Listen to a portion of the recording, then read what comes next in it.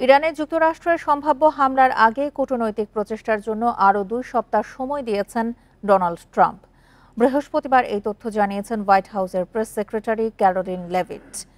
Press secretary বলেন, Iran Israel যুদ্ধে যুক্তরাষ্ট্র সরাসরি যুক্ত হবে কিনা তা নিয়ে নানা জল্পনা কল্পনা চলছে। তবে নিকট ভবিষ্যতে ইরানের সঙ্গে আলোচনা হওয়ার বিষয়ের আশাবাদী মার্কিন প্রেসিডেন্ট।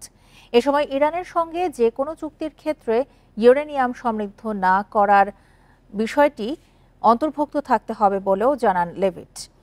এদিকে ইরানের বিরুদ্ধে সামরিক পদক্ষেপ থেকে সরে আসার জন্য ট্রাম্পের প্রতি আহ্বান জানিয়েছেন যুক্তরাজ্যের প্রধানমন্ত্রী। সব পক্ষকে কূটনৈতিক সমাধানের পথ খোঁজার অনুরোধ কিয়ের স্টারমারের। এর আগে সংঘাতে যুক্তরাষ্ট্র যুক্ত হলে পুরো মধ্যপ্রাচ্য দোজখে পরিণত হবে বলে মন্তব্য করেন ইরানের উপ পররাষ্ট্রমন্ত্রী।